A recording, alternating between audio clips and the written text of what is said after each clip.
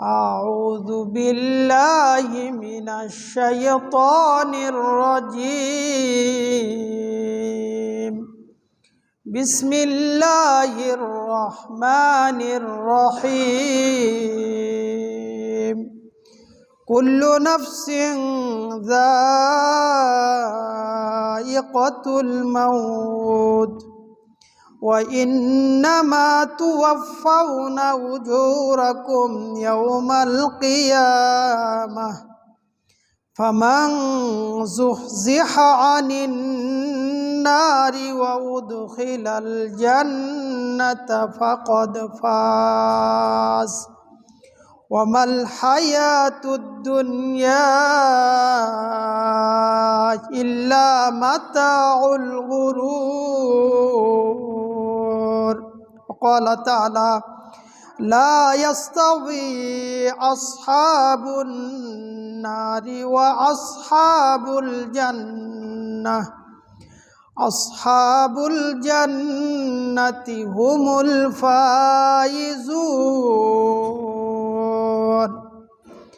عن أبي هريرة رضي الله عنه أن رسول الله صلى الله عليه وسلم قال لتؤدن الحقوق إلى أهله لتؤدن الحقوق إلى أهلها يوم القيامة حتى يقاد للشاة الجلهاء من الشاة القرناء. رواه مسلم. وقال تعالى إن الله وملائكته يصلون على النبي يا أيها الذين آمنوا صلوا عليه وسلموا تسليما. اللهم صل على محمد وعلى آل محمد كما صليت على إبراهيم وعلى آل إبراهيم إنك حميد مجيد.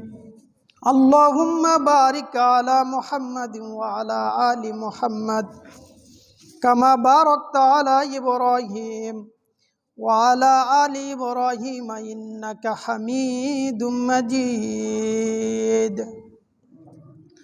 আলহামদুলিল্লাহ, যাবতীয় প্রশংসা গুণগান সেই মহান আল্লাহ সুবহানাহু ওয়া তাআলার, যে মহান স্রষ্টা আমাদেরকে জুমার সালাত আদায়ের উদ্দেশ্যে জুমার ঘর মসজিদে আসার, সালাতের পূর্বে খুতবায় কিছু কথা বলার এবং শোনার সুযোগ দিয়েছেন, তার শুকরিয়া বলি আলহামদুলিল্লাহ। সালাত এবং সালাম সর্বশেষ এবং শ্রেষ্ঠ রাসূলের প্রতি, যিনি আমাদেরকে জাহান্নাম থেকে মুক্তির পথ স্পষ্টভাবে দেখিয়ে দিয়েছেন, তার প্রতি সালাত এবং সালাম সাল্লাল্লাহু আলাইহি ওয়াসাল্লাম। মসজিদে উপস্থিত দ্বীনি মুসলিম ভাই ও বোন, একটি বিষয় নিয়ে দীর্ঘ কয়েক জুমা যাবৎ আলোচনা চলছিল। কাছাকাছি বিষয় আলোচনা করলে যদিও অনেকের কাছে এটা আপত্তিকর মনে হয় যে একই বিষয় বারবার বলার প্রয়োজন কি, যদিও বিষয় একটা, কিন্তু বিষয়ের সাথে আনুষঙ্গিক বিষয় নিয়ে শাখা প্রশাখা নিয়ে অনেকগুলি পয়েন্ট আমরা আলোচনা করার চেষ্টা করেছি। আর তার মাধ্যমে আমরা স্পষ্ট করার চেষ্টা করেছি যে পৃথিবীর জীবন আর পরকালের জীবনের একটা অস্তিত্ব। আজকের খুতবার আলোচনার বিষয় যে প্রকৃত সফলতা কিসে। আমরা সবাই প্রত্যেকেরই অবস্থান থেকে সফল হতে চাই, যে যেখানে থাকি না কেন। এটা শিশু থেকে শুরু করে বার্ধক্য পর্যন্ত সবাই আমরা আপন আপন জায়গা থেকে সফল হতে চাই। এটা আমাদের একটা উদ্দেশ্য, টার্গেট থাকে। শিশুর কাছেও একটা কাগজের নৌকার মূল্য আপনার আমার কাছে কোটি টাকার চাইতেও বেশি। কারণ তারা এখন কোটি টাকা বোঝে না, তারা বোঝে কি যে একটা কাগজের নৌকা নিয়ে পরস্পর মারামারি করবে। একজন বলবে আমার, আরেকজন বলবে আমার। আমরা প্রাইমারি জীবনেও দেখেছি যে 5 টাকার কলম নিয়ে অনেক সময় মারামারি হয়। দুইজনের মধ্যে দ্বন্দ্ব, কেউ বলে এ কলম আমার, আরেকজন বলে না এটা আমার। 5 টাকা নিয়ে দ্বন্দ্ব। কিন্তু যখন এই সময়গুলো পার হয়ে যায়, পরবর্তী জীবন চলে আসে, তখন আগের জীবনকে খেলা তামাশা মনে হয়। ছোট বাচ্চারা কাগজের নৌকা নিয়ে খেলা করে, যখন আরেকটু বয়সে পদার্পণ করে তখন তাদের কাছে এটা কাগজের নৌকাই মনে হয়, এটা মূল্যহীন মনে হয়। আবার প্রাইমারি জীবনে 5 টাকার কলম নিয়ে মারামারি করলেও যখন হাই স্কুল কলেজ পর্যায়ে চলে যায়, শিক্ষকতার জীবনে চলে আসে, তখন এই 5 টাকার কলম নিয়ে মারামারি নয়, তখন এরকম শত কলম সে দান করে। তা আমি এই সংক্ষিপ্ত কথা দিয়ে কি বোঝাতে চাচ্ছি, আমরা প্রত্যেককেই যে যেখানে আসি, যে যার যেখানে অবস্থান, সেখান থেকে সফল হতে চায়। ওইটাকে আমার হিসেবে আমি মেনে নিতে চাই, অন্যকে দিতে চায় না, এইটা আমার মেজাজ। তো আপনার আমার যখন এই পুরো জীবন শেষ হয়ে যাবে, এক সময় আমরা এই পুরো জীবনকে কাগজের নৌকার মতোই তুচ্ছ মনে করব।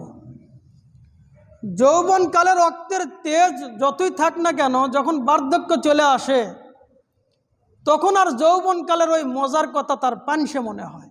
তখন আর মনে হয় না যে যৌবনকালে যেরকম করেছি ওইভাবেই আমি চলতে পারবো। এটা হয় না, এটা সম্ভব নয়।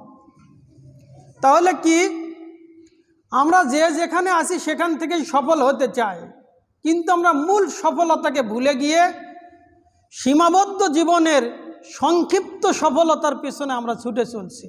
তাহলে প্রকৃত সফলতা কি, কিসে পাওয়া যাবে প্রকৃত সফলতা, এই নিয়ে কিছু কথা ইনশাআল্লাহ। আল্লাহ সুবহানাহু ওয়া তাআলা কোরআনুল কারীমে একাধিক জায়গায় মহান সফলতা, ব্যাপক সফলতা এইরকম শব্দ উপস্থাপন করেছেন। সেখান থেকে 2-1টি শব্দ সূরা আল ইমরানের 185 নম্বর আয়াতে আল্লাহ বলেন, 185 নম্বর আয়াতে আল্লাহ বলেন যে কুল্লু নাফসিন যায়িকাতুল মাউত, প্রত্যেক প্রাণীকে মৃত্যুর স্বাদ গ্রহণ করতে হবে। প্রত্যেক প্রাণী মৃত্যুর স্বাদ গ্রহণ করবে, যাদের ভেতরে প্রাণ আছে। এরপরে কি হবে, ওয়া ইন্নামা তুওয়াফাউনা উজুরাকুম ইয়াউমাল কিয়ামাহ, আর কিয়ামতের মাঠে প্রত্যেককেই তাদের পরিপূর্ণ বদলা তাদেরকে দিয়ে দেওয়া হবে। ওয়া ইন্নামা তুওয়াফাউনা উজুরাহুম ইয়াউমাল কিয়ামাহ, কিয়ামতের দিন প্রত্যেক নফস, প্রত্যেক ব্যক্তিকে তার প্রাপ্ত যা তা দিয়ে দেওয়া হবে। এখানে আল্লাহ সুবহানাহু ওয়া তাআলা কোনো জুলুম করবেন না কারো উপরে কম বেশি করবেন না। যে যতটুকু প্রাপ্য তাকে ততটুকুই দেবেন। এমনকি আলোচনা সামনে আসবে যে কিয়ামতের দিন শিংবিহীন ছাগলকে আল্লাহ সুবহানাহু ওয়া তাআলা শিং দিবেন। কেন? যে পৃথিবীতে তোমার শিং ছিল না, তাই শিংওয়ালা ছাগল তাকে আঘাত দিয়েছে। তো কিয়ামতের দিন আল্লাহ সুবহানাহু ওয়া তাআলা এই শিংবিহীন ছাগলকে শিং দিবেন, যাতে করে দুনিয়াতে শিংওয়ালা ছাগলের বদলা কিয়ামতের দিন নিয়ে নিতে পারে। আল্লাহ সুবহানাহু ওয়া তাআলা মানুষের ওপর জুলুম করবেন না তো করবেন না, এমনকি পশু প্রাণীর ওপরেও জুলুম আল্লাহ রাখবেন না। সহিহ মুসলিমের হাদিসে রাসূল সাল্লাল্লাহু আলাইহি সাল্লাম বলেন যে আল্লাহ বলছেন হাদিসে কুদসি, ইয়া ইবাদি ইন্নী হারামতু যুলমা, হে আমার বান্দাগণ, আমি আমার প্রতি জুলুম করাকে হারাম করে নিয়েছি। আল্লাহ সুবহানাহু ওয়া তাআলা অনেক কিছু বান্দার উপর হারাম করেছেন, নিজের উপর হারাম করেননি। আল্লাহ সুদ হারাম করেছেন, এ কথা বলেননি যে আমি আল্লাহ সুদ খাওয়া হারাম, আমি আল্লাহ সুদ খাই না, এরকম বর্ণনা নেই। আল্লাহ আমাদেরকে অনেক বিষয় আদেশ করেছেন, ওই আদেশ আল্লাহর উপরে এরকম কোনো বর্ণনা পাওয়া যায় না। আল্লাহ আমাদের প্রতি আদেশ করেন, যা ইচ্ছে তিনি নিষেধ করেন বান্দার ভালো মন্দর দিক খেয়াল করে। কিন্তু জুলম, অত্যাচার, অবিচার এটা এমন একটা বিষয়, আল্লাহ বলছেন এই জুলুম অবিচার করা প্রথমে আমি আল্লাহ আমার উপরে হারাম করে নিয়েছি। আল্লাহ বলছেন ইন্নী হারামতু যুলমা আলা নাফসি, আমি আমার নফসের উপরে জুলুম, অবিচার, অত্যাচার, কারো হক নষ্ট করা এটাকে হারাম করে নিয়েছি। আরো কি করেছি, ওয়া জাআলতু বাইনাকুম মুহাররামান, আমি তোমাদের উপরেও পরস্পরের উপর জুলুম করাকে হারাম হিসেবেই নির্ধারণ করেছি। আল্লাহ কারো প্রতি জুলুম করবেন না, তো আল্লাহ চান যে কোনো বান্দা কোনো বান্দার উপরে জুলুম যেন না করে। ফালা তাযালামু, সুতরাং তোমরাও পরস্পরের প্রতি জুলুম অবিচার করো না। এটা আল্লাহ নিজের উপর হারাম করে নিয়েছেন। কিয়ামতের মাঠে আল্লাহ সুবহানাহু ওয়া তাআলা ন্যায় বিচার করবেন, কারো প্রতি বেইনসাফি আল্লাহ করবেন না। তো এই ইনসাফি করতে গিয়ে শিংবিহীন ছাগলকে শিং দিবেন, তাহলে মানুষ কিভাবে কল্পনা করতে পারে যে মানুষের প্রতি আল্লাহ সুবহানাহু ওয়া তাআলা জুলুম করবেন? এই আলোচনা যেওবার হেফাজতে আবারও আসবে ইনশাআল্লাহ। কিয়ামতের মাঠে আল্লাহ সুবহানাহু ওয়া তাআলা বান্দার যখন হিসাব গ্রহণ করবেন, তখন বান্দা বলতে চাবে যে আল্লাহ, আপনি আমার প্রতি জুলুম করছেন, সুতরাং আমি আমার পক্ষের সাক্ষী ছাড়া কোনো সাক্ষী গ্রহণ করব না। আমি যে পাপ করেছি এই পাপের সাক্ষী আমার পক্ষ থেকে প্রয়োজন, অন্য কোনো সাক্ষী আমি গ্রহণযোগ্য করব না। আল্লাহ সুবহানাহু ওয়া তাআলা সূরা ইয়াসিন এর 65 নম্বর আয়াতে বলেন, আল ইয়াউমা নাখতিমু আলা আফওয়াহিহিম ওয়া তুকাল্লিমুনা আইদিহিম ওয়া তাশহাদু আরজুলুহুম বিমা কানু ইয়াকসিবুন। কিয়ামতের দিন যারা এভাবে কথা বলবে যে আল্লাহ, আমরা নিজেদের পক্ষ থেকে সাক্ষ্য চাই, অন্য কারো সাক্ষী আমরা গ্রহণ করব না, তারা মিথ্যা বলার সুযোগ নেবে, আল্লাহর সামনে মিথ্যা বলবে যে আল্লাহ, আমি এই পাপগুলো করিনি। তখন আল্লাহ সুবহানাহু ওয়া তাআলা কি করবেন?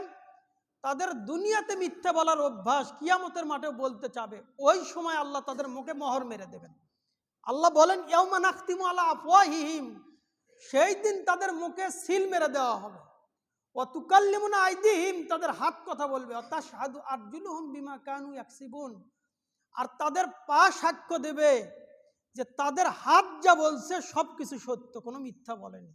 সূরা ইয়াসিন।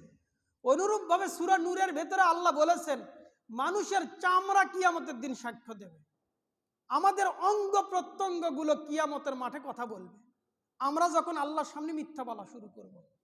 আল্লাহ কোনো প্রকার জুলুম আমাদের প্রতি করবেন না। ইনসাফের মানদণ্ড সেই দিন আল্লাহ সুবহানাহু ওয়া তাআলা স্থাপন করবেন। সেই দিন এই মানদণ্ড স্থাপন করার পর যাদের জন্য জাহান্নামের ফয়সালা, তাদেরকে জাহান্নামে দেবেন, আর যারা জান্নাতের হকদার তাদেরকে জান্নাতে দেবেন। আল্লাহ বলেন, ফামান যুখজিয়া আনিন নার ওয়া উদখিলাল জান্নাহ, সেই দিন যাদেরকে জাহান্নাম থেকে মুক্ত করে জান্নাতে প্রবেশ করানো হবে, ফাকাদ ফাজ, তারাই হলো সফল, তারাই হলো সফল কাম। তাহলে সফল কামের মানদণ্ড কোথায়? সফল কামের মানদণ্ড এখানে, দুনিয়ার সফলতার মানদণ্ড নয়। দুইজনের দ্বন্দ্ব একজন হেরে যেতে পারে, এটা স্বাভাবিক। দুইজনের দ্বন্দ্বে একজন ফার্স্ট আর একজন সেকেন্ড হবে, কিন্তু কিয়ামতের দিন যখন ন্যায় বিচারের মানদণ্ড আল্লাহ সুবহানাহু ওয়া তাআলা প্রতিষ্ঠা করবেন, সেই দিন বোঝা যাবে কে ন্যায় ছিল, কে অন্যায় ছিল। তা আল্লাহ বলছেন, যাদেরকে সেই দিন জাহান্নাম থেকে মুক্ত করে জান্নাতে প্রবেশ করানো হবে, ফাকাদ ফাজ, তারাই হলো সফল, তারাই হলো সফল কাম। আল্লাহ সুবহানাহু ওয়া তাআলা সূরা মুমিনুন কোরআনের 23 নম্বর সূরার প্রথম আয়াতেই বলেন, কদ আফলাহাল মুমিনুন, যারা মুমিন, যারা ইমানদার, তারা হলো সফল, তারা সফল কাম। সফলতার বৈশিষ্ট্য কয়টি? সূরা মুমিনুনে 7টি বৈশিষ্ট্যের কথা বলা হয়েছে, ওটা ভিন্ন আলোচনার বিষয়। তাহলে আল্লাহ বলছেন, যাদেরকে জাহান্নাম থেকে মুক্ত করা হলো তারাই হলো সফল, যাদেরকে জান্নাতে প্রবেশ করানো হলো তারাই হলো সফল, এটাই হলো সফলতার মানদণ্ড। এরপর আল্লাহ সুবহানাহু ওয়া তাআলা বলেন, ওমাল হায়াতুদ দুনিয়া ইল্লা মাতাউল গুরুর, আর দুনিয়ার জীবন, এই পার্থিব জীবন, এটা ধোঁকার বস্তু ছাড়া আর কিছুই নয়। দুনিয়ার জীবন এটা একটা ধোঁকার বস্তু। সুতরাং এই ধোঁকার জীবনে আমরা অবস্থান করে যদি প্রকৃত সফলতা, জান্নাতে প্রবেশ আমাদের বাধাগ্রস্ত হয়ে যায়, তাহলে আমরাই হলাম বিফল, আমরাই সফলতা থেকে অনেক দূরে। তাই দুনিয়াতে অবস্থান করে আমাদেরকে জাহান্নাম থেকে মুক্ত করে জান্নাতের মেহমান হিসেবে গড়ে তোলা, এটাই হলো সফলতার চূড়ান্ত মানদণ্ড। সূরা হাসর এর 20 নম্বর আয়াতে আল্লাহ বলেন, লা ইয়াস্তাউই আসহাবুন নারি ওয়া আসহাবুল জান্নাহ, জাহান্নামের অধিবাসী আর জান্নাতের অধিবাসী সমান নয়। আল্লাহ বলেন, লা ইয়াস্তাউই, সমান নয়, আসহাবুন নার ওয়া আসহাবুল জান্নাহ, জাহান্নামের অধিবাসী আর জান্নাতের অধিবাসী দুই দলে মানুষ বিভক্ত হয়ে যাবে। কিয়ামতের দিন মানুষ দুই দলে বিভক্ত, এক দল যাবে জান্নাতে আর এক দল যাবে জাহান্নামে। তাহলে জান্নাতি আর জাহান্নামী সমান নয়। আল্লাহ বলছেন ওয়া আসহাবুল জান্নাতি হুমুল ফাইজুন, আর যারাই জান্নাতে যাবে তারাই হলো ফায়েজ, তারাই হলো সফলকাম, তারাই সফলতার মানদণ্ডে উত্তীর্ণ। তাহলে সফলতার মানদণ্ড কি? দুনিয়াতে হেরে যাওয়া নয়, দুনিয়াতে অর্থ সামগ্রী ক্ষতিগ্রস্ত হওয়া নয়। সফলতার মানদণ্ড হলো ওইটাই যেটা আমার হক। যে জান্নাতে আমার বাবা মা ছিল আদম এবং হাওয়া আলাইহিস সালাম, তারা ওখান থেকে বের হয়ে দুনিয়াতে এসেছেন, আমরা আবার ওখানে ফিরে যাব পৈতৃক সম্পদ হিসেবে, ওইটাই হলো আমাদের সফলতা। আর যদি ওখান থেকে আসার পর শয়তানের ওয়াসওয়াসা পেয়ে দুনিয়ার পেছনে আমরা যদি ছুটে চলি, তাহলে প্রকৃত সফলতা না পেয়ে আমরা ব্যর্থতার গ্লানির মধ্যে আচ্ছন্ন হয়ে যাব। মসজিদে উপস্থিত দ্বীনি মুসলিম ভাই বোন, আজকে প্রকৃত সফলতার পথে মানদণ্ড, সফলতার পথে আমাদের যে বাধা, সেটা হলো দুনিয়ার লোভ, দুনিয়ার মহব্বত। আমি যে আলোচনাকে গত কয়েক জুমা যাবত বিস্তর আলোচনা করার চেষ্টা করেছি, যে দুনিয়ার পিছনে আমরা যেভাবে ছুটে চলছি, এই দুনিয়া আমাদের কার কতটুকু, অতীত আমরা যতটুকু পেয়েছি মনে হচ্ছে এতটুকুই, ভবিষ্যৎ আমাদের কার কতটুকু, কে আমরা জানি যে কে কয় বছর বেঁচে থাকবো, কে কতটুকু বেঁচে থাকবো, এটা তো আমাদের নিশ্চয়তা নাই। যে কোনো সময় আমরা মারা যেতে পারি, তাহলে আমার মারা যাওয়ার সময় আমার হিসাব কি হবে, আমার পরকালের হিসাব কি হবে, পরকালের হিসাবে যদি আমি ধরা খেয়ে যাই, তাহলে আমার সেখানে আমার অবস্থা কি। আবু হুরায়রা রাদিয়াল্লাহু আনহু থেকে বর্ণিত, তিনি বলেন যে রাসূল সাল্লাল্লাহু আলাইহি সাল্লাম বলেছেন, হাদিস সহিহ মুসলিম এবং তিরমিজি, তাকিউল আরদু আফলাদা কবিদিহা, কিয়ামতের দিন এই জমিন, এই ভূপৃষ্ঠ, তার ভেতরে যা কিছু আছে সব কিছুকে বমি করে এই ভূমির ভেতর থেকে বের করে দেবে। রাসূল সাল্লাল্লাহু আলাইহি সাল্লাম তাকিউ শব্দ ব্যবহার করেছেন। আর কয়াকি শব্দের অর্থ হলো বমি করা। খাবার খাওয়ার পর যদি আমাদের পাকস্থলী সেটা ধারণ না করে, অনেক সময় আমরা বমি করে ফেলে দিই, মানে এটা অসুস্থতা, এটা স্বাভাবিক সুস্থতা নয়। তো কিয়ামতের দিন অনুরূপভাবে এই জমিন তার ভেতরের যা কিছু আছে সব কিছুকে বমির মতো মাটির উপরে ফেলে দেবেন। কেমন ভাবে? আমসালাল উস্তুয়ানি মিনাজ যাহাবি ওয়াল ফিজ্জা, স্বর্ণরূপার যতগুলি স্তূপ, যতগুলি খনি মাটির নিচে ছিল, সবগুলিকে আল্লাহ সুবহানাহু ওয়া তাআলা কিয়ামতের মাঠে মাটির উপরে মাটি বমি করে ফেলে দেবে, মাটির উপরে চলে আসবে সবকিছু। স্বর্ণরূপাই মূলত সম্পদ, এই কথা আগেও বলা হয়েছে। আমাদের হাতে টাকা পয়সা, এই টাকা পয়সা মূলত আমাদের দৈনন্দিন জীবনের একটা আদান প্রদানের সহজ মাধ্যম। টাকা মূলত স্বর্ণ, টাকা মূলত রূপ্য। আমি আমার এই আলোচনায় আবারও শেষের দিকে এই কথাটা নিয়ে আসব যে টাকার মূল্য কেমন আর আমরা টাকাকে কিভাবে মূল্যায়ন করি। তো কিয়ামতের দিন মাটির ভেতরে যে স্বর্ণের খনি, রূপের খনি, সবগুলিকে আল্লাহ সুবহানাহু ওয়া তাআলা কিয়ামতের মাঠে উপস্থিত করবেন। যখন স্বর্ণরূপা কিয়ামতের মাঠে উপস্থিত হবে, তখন স্বর্ণরূপার স্তূপকে ঘিরে মানুষ সেখানে অবস্থান করবে। রাসূল সাল্লাল্লাহু আলাইহি সাল্লাম হাদিসে 3 শ্রেণীর মানুষের কথা বলেছেন। এক, তিনি বলেন ফায়াজিউস সারিক, যারা দুনিয়াতে চুরি করত, এই চোরগুলো স্বর্ণরূপার কাছে চলে আসবে। তারা স্বর্ণরূপার কাছে এসে বলবে, ফায়াকুলু ফি মিসলি হাযা কুতিয়াত ইয়াদি, হে স্বর্ণ, হে রূপ্য, তোমাদের কারণে, তোমার কারণেই পৃথিবীতে আমার হাত কেটে দেওয়া হয়েছে। চোরের হাত কাটতে হয়, যতটুকু সম্পদ চুরি করলে এর তো আলাদা হিসাব রয়েছে, অতটুকু সম্পদ চুরি করলে চোরের হাত কেটে দিতে হয়। তো চোর কিয়ামতের দিন উপস্থিত হয়ে বলবে যে সম্পদ, তুমি তো সেই সম্পদ, তোমার কারণে আমার দুনিয়াতে হাত কেটে দেওয়া হয়েছে। রাসূল সাল্লাল্লাহু আলাইহি সাল্লাম বলেন, এরপরে আসবে কে? ফায়াজিউল কাতিল, এরপর হত্যাকারী আসবে, যারা মানুষের সম্পদ অন্যায়ভাবে ভোগ করত, অন্যায়ভাবে মানুষের কাছে আত্মসাৎ করত, তারা সম্পদের কাছে আসবে। সম্পদের কাছে এসে বলবে, ফায়াকুলু বিমিসলি হাযা কতালতু, এই সম্পদ তোমার কারণে আমি পৃথিবীতে মানুষ হত্যা করেছি। যারা ডাকাতি করে তারা মানুষকে হত্যা করে সম্পদ মেরে নেয়, যে যেভাবে পারে সে সেভাবে সম্পদ লণ্ঠন করে নেয়। তো সেই দিন হত্যাকারী এসে বলবে সম্পদ তোমার কারণেই আমি মানুষকে হত্যা করেছি, শুধু তোমাকে অর্জন করার লক্ষ্যে।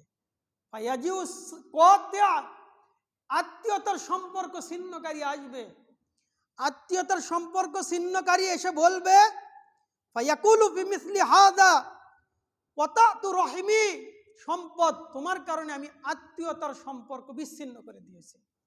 সম্পদের কারণে ভাই ভাইকে হত্যা করে, বোনকে হত্যা করে, বাবা মাকে হত্যা করে, বন্ধু বন্ধুকে হত্যা করে সম্পদের কারণে। তো আত্মীয়তার সম্পর্ক ছিন্নকারীও আসবে। রাসূল সাল্লাল্লাহু আলাইহি সাল্লাম 3 শ্রেণীর মানুষের কথা বললেন। 1, যারা মানুষকে হত্যা করে সম্পদ অর্জন করত।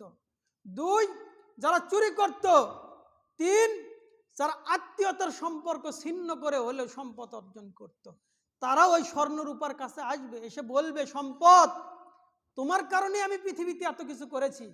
রাসূল সাল্লাল্লাহু আলাইহি সাল্লাম বলেন সুম্মা ইয়াদাউনা ফালা ইয়াখুযুনা মিনহু শাইআ, তারা সবাই এই সম্পদ ছেড়ে চলে যাবে, কেউ আর সেখান থেকে সামান্য পরিমাণ সম্পদ গ্রহণ করবেন না। কেন? ওই দিন সম্পদ মূল্যহীন। পৃথিবীতে আমরা যা কিছু ভোগ করি, যা কিছু আমাদের অধীনস্থ রয়েছে, ধান পাট গম যেটাই বলেন না কেন, এই সম্পদগুলোকে যদি আমরা আমাদের মাথার চুলের মতো মনে করি, হাতের আঙ্গুলের মতো মনে করি, মানে আমাদের মাথার চুল যতই আমরা কাটি ততই লম্বা হয়, যতই কাটি ততই বের হয়। তো মাথার ভেতরে কয় কিলোমিটার কয় গজ চুল আমাদের মাথার ভেতরে আছে? আমাদের মাথার ভেতরে কিন্তু চুল নেই। আমরা যদি মনে করি যে মাথার ভেতরে কত চুল সবগুলো বের করে ফেলে দেব, এটা সম্ভব নয়। তাহলে চুল কোথায়? চুল থাকে মাথার সাথে সংলগ্ন, চামড়ার সাথে তার সম্পর্কিত। আমাদের হাতের আঙ্গুলগুলো হাতের ভেতরে কতটুকু আছে? হাতের ভেতরে নাই, আছে কোথায়? আঙ্গুলের গোড়া যেখানে, ওখান থেকে বারবার বড় হচ্ছে। আমরা খাবার গ্রহণ করি, তো এই খাবারের একটা অংশ সে গ্রহণ করে, যার কারণে মাথার চুল বড় হয়, যার কারণে নখগুলো বড় হয়। আপনি আমি খাবার খাওয়া ছেড়ে দিই, তো আপনি আমিও মারা যাব, আমাদের মাথার চুলগুলোও মারা যাবে, হাতের আঙ্গুলগুলো আর বড় হবে না। তো পৃথিবীর সম্পদ হলো এরকম। আপনি জমিনে ধান গাছ লাগাবেন তো ধান হচ্ছে, ধান কেটে নিয়ে আসবেন আবার ধান লাগাবেন তো আবার ধান হচ্ছে। আমি বুঝাতে চাচ্ছি এই যে পৃথিবীর সম্পদ, এই সম্পদ মূলত পৃথিবীতে আছে, পৃথিবীতেই থাকবে। আপনি আমি এই সম্পদ রেখে চলে যাব, কিয়ামতের দিন এই সম্পদ থেকে সামান্য পরিমাণ সম্পদ যাবে না। তবে যাবে কোনটা? যেটা হাদিস থেকে আমরা জেনেছি, কেউ যদি খেজুরের একটা টুকরাও দান করে, এই সম্পদকে আল্লাহ সুবহানাহু ওয়া তাআলা লালন পালন করবেন। লালন পালন করতে করতে করতে করতে পাহাড় পরিমাণ সম্পদ করে কিয়ামতের দিন আল্লাহ সুবহানাহু ওয়া তাআলা নিয়ে আসবেন। তাহলে আপনার আমার যত সম্পদই হোক, যত বিঘা জমি হোক, একটা জেলার সম্পদ পুরোটাই আপনার হোক, কিয়ামতের দিন এই সম্পদ মূল্যহীন। এমনকি কিয়ামতের দিন নয়, আপনি যখন অসুস্থ হয়ে বিছানায় পড়ে যাবেন তখনই এই সম্পদ আপনার আমার থেকে মূল্যহীন। কোটি টাকা খরচ করেও আপনার আমার হায়াত আর বাড়ানো যাবে না, এটা এখানেই শেষ। তার মানে কি? এই সম্পদ হলো আপনার আমার জীবনযাপনের একটা মাধ্যম। আপনি আমি থাকবো না তো এই সম্পদও থাকবে না, এই সম্পদও বিলীন হয়ে যাবে। আপনি আমি আসি তো সম্পদ আছে। তাহলে কিয়ামতের দিন এই সম্পদের কারণে যারা পরকাল নষ্ট করবে, তারাই চূড়ান্ত সফলতা থেকে মাহরুম হয়ে তারা ব্যর্থতায় জাহান্নামের মধ্যে নিক্ষিপ্ত হবে।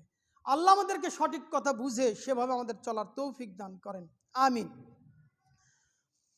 আব্দুল্লাহ ইবনে সিক্কির রাদিয়াল্লাহু থেকে বর্ণিত, তিনি বলেন যে আমি একবার রাসূল সাল্লাল্লাহু আলাইহি সাল্লামের কাছে আসলাম। ওই সময়ে তিনি সূরা তাকাসুর তিলাওয়াত করছেন, আল হাকুমুত তাকাসুর হাত্তা জুরতুমুল মাকাবির।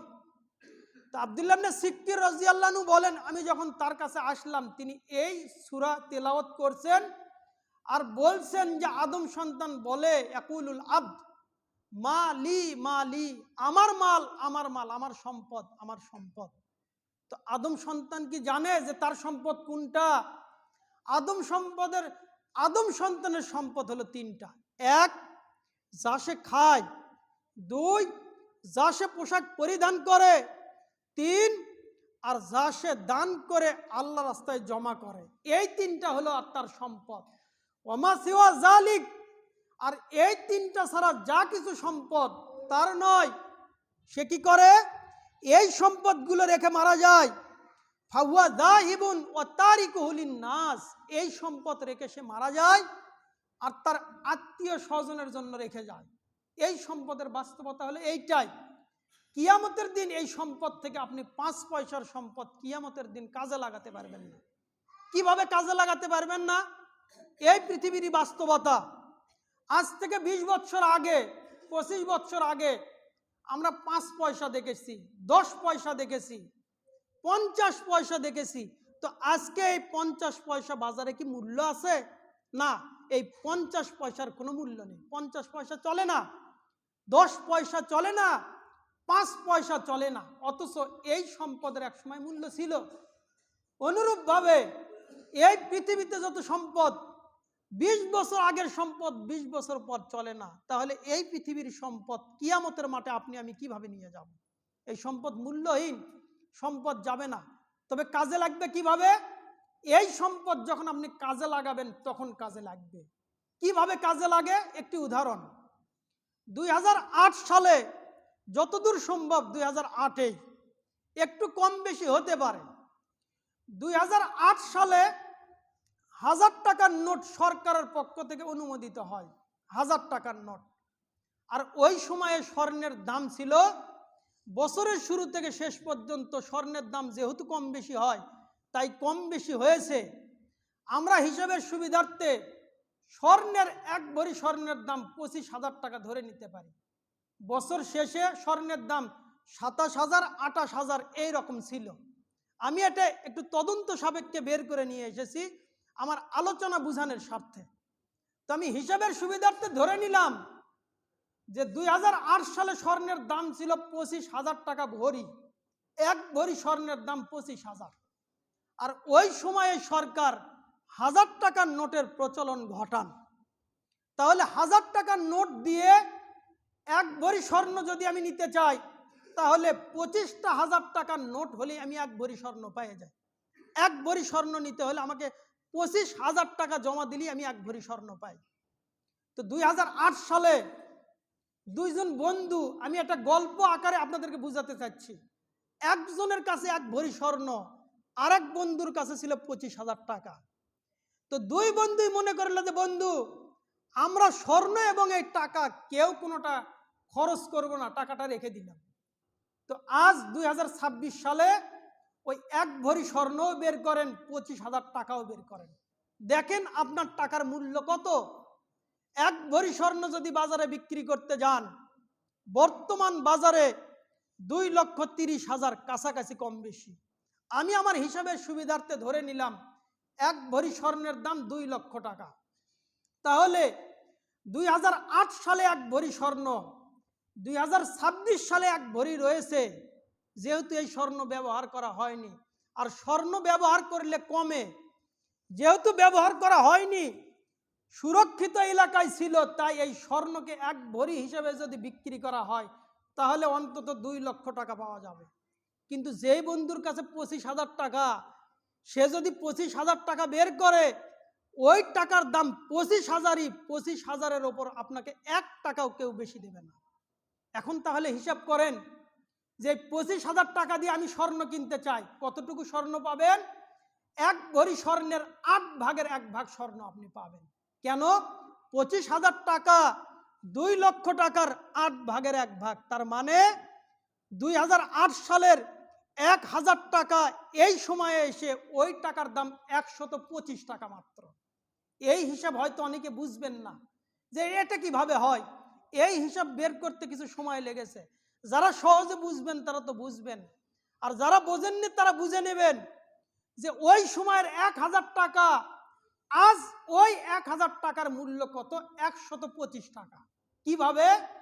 1 ভরি স্বর্ণ কিনতে গেলে আমাকে 2 লক্ষ টাকা বের করতে হচ্ছে।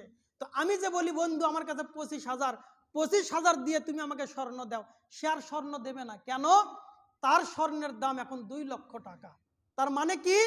তার মানে হলো সম্পদ মূলত স্বর্ণ, সম্পদ মূলত রূপ্য, এইটাই হলো সম্পদ। আমরা যদি এই হিসাব চালে নিয়ে আসি, সেই সময়ে চালের দাম ছিল 20 টাকা কেজি, বর্তমান সময়ে চালের দাম 60, 70, 80 টাকা কেজি। তাহলে দেখেন, টাকা আমরা মনে করি টাকা বাড়ছে, না, টাকা বাড়েনি, টাকা মূলত কমে যাচ্ছে। আমাদের হিসাবে শুধু টাকার সংখ্যা আমাদের হাতে বেশি করে দেওয়া হচ্ছে। সেই সময় কাজের লোকের দাম 770 টাকা ছিল, তো একদিনের কাজের টাকা দিয়ে 1 কেজি গরুর গোস্ত হতো। এখনো তাই হয়। সারাদিন কাজ করে ওই টাকায় আমরা গরুর গোস্ত কেনার জন্য দেই। শুধু টাকার সংখ্যা বেড়েছে, কত? 700 টাকা ইনকাম করি। ইনকাম 700 কিভাবে করলেন? ওই 70 টাকার মতোই হয়ে আছে। সেই সময় গরুর দামও ছিল কম, সেই সময় সম্পদের দাম ছিল কম। আজ সম্পদের দাম বেড়ে গেছে। কেন? টাকার মান কমিয়ে টাকাকে পাপড়ের মতো ফুলিয়ে দেখানো হচ্ছে, যে এখন 1000 টাকার নোট হাতে ধরিয়ে দেওয়া হয়েছে। মসজিদে উপস্থিত দ্বীনি মুসলিম ভাই বোন, এই কথাগুলো দিয়ে আমি যে কথা বুঝাতে যাচ্ছি সেটা হলো, যারা এই পৃথিবীতে কারো সম্পদ অন্যায়ভাবে আত্মসাৎ করবে, অন্যায়ভাবে ভোগ করবে, কিয়ামতের দিন আল্লাহ সুবহানাহু ওয়া তাআলা শিংবিহীন ছাগলকে শিং দিবেন। কেন? পৃথিবীতে তোমার শিং ছিল না, তোমার প্রতি জুলুম করেছে শিংওয়ালা ছাগল, তাই তুমি এই শিং দিয়ে দুনিয়ার বদলা নিয়ে নাও। তাহলে এখন এভাবে হিসাব করেন, কেউ যদি 2008 সালে কারো 1000 টাকা আত্মসাৎ করে থাকে, 1000, এখন যদি বলে যে বন্ধু তোমার 1000 টাকা 8 সালে মেরে খেয়েছি, আজকে 1000 দিলে হবে না, কত দিতে হবে? 8 গুণ দিতে হবে, 8000 টাকা দিতে হবে। কেন? ওই সময়ের 1000 এখন 8 গুণে বৃদ্ধি পেয়েছে, কারণ 1000 টাকার মূল্য 125 টাকা। এটাই হিসাব। এখন যদি কেউ মনে করে যে আমি 1000 টাকা আত্মসাৎ করেছি, 1000 দেব, তাহলে তার ঋণ পরিশোধ হবে না। হ্যাঁ, যদি তাকে বলে যে 1000 টাকা নিয়েছি, আমার তো সম্ভব হচ্ছে না, তুমি আমাকে বাকিটা মাফ করে দাও, এই সম্পদ যেভাবে বৃদ্ধি পায়, এর জন্য আমি আরেকটা হাদিস এখানে নোট করেছিলাম। সেইটা কি? আমরা একটি হাদিস জানি, দীর্ঘ হাদিস, সারসংক্ষেপ বলে, যেহেতু সময় শেষ, সারসংক্ষেপ বলে আলোচনাটা আমি গুছিয়ে নেব। আমরা একটা হাদিস জানি যে 3 জন ব্যক্তি পাহাড়ের গুহায় আটকা পড়ে যায়। একটা বিশাল বড় পাথর এসে বৃষ্টি থেকে বাঁচার জন্য তারা পাহাড়ের গুহার ভেতরে আশ্রয় নেয়। বাতাসে একটা বড় পাথর এসে ওই পাহাড়ের গুহার মুখটা বন্ধ হয়ে যায়। 3 বন্ধু মিলে ধাক্কাধাক্কি করে, পাথর সরানো সম্ভব হয় না। তখন তারা পরস্পর বলতে থাকে যে তোমাদের জীবনের নেক আমলগুলো দিয়ে তোমরা দোয়া করো, ওই নেক আমলের ওসিলায় আল্লাহ সুবহানাহু ওয়া তাআলা পাথর সরিয়ে দিতে পারেন। তখন 3 বন্ধু 3টা দোয়া করেছিল। এর মধ্যে এক বন্ধু ছিল কে? যে তার জীবদ্দশা একজন দিনমজুর নিয়েছিল। বুখারী মুসলিমের অন্য বর্ণনা রয়েছে, একাধিক জন দিনমজুর নিয়েছিল, সকলকে দিনমজুরির পারিশ্রমিক দিয়েছিল। একজন পারিশ্রমিক না নিয়েই রাগ করে ওখান থেকে চলে যায়। তার পারিশ্রমিক কত ছিল? 1 ফারাক চাল। আরেক হাদিসে রয়েছে ভুট্টা, 1 ফারাক সমান সমান 3 সা, আর 3 সা সমান যদি 2.5 কেজি করে ধরা হয়, তাহলে 3, 2.5, 7.5 কেজি, অথবা 9 কেজি চাল। তাহলে ওই সময়ের একজন দিনমজুরির দাম যা, আজকের দিনমজুরির দামও ঠিক তাই। তাহলে একজন দিনমজুরির কত? 700 টাকা। 700 টাকা দিয়ে 10 কেজি চাল হয়, কারণ 70 টাকা কেজি। আজকের দিনমজুরির মূল্যও তাই। আর এই ঘটনা রাসূল সাল্লাল্লাহু আলাইহি সাল্লাম বানু ইসরাইলের ঘটনা হিসেবে বর্ণনা করেছেন। তার জন্মের প্রায় হাজার হাজার বছর আগের ঘটনা। তাহলে সেই সময় এক ব্যক্তি দিনমজুর নিয়েছিলেন 1 ফারাক চালের বিনিময়ে 10 কেজি চাল, কাছাকাছি কম বেশি।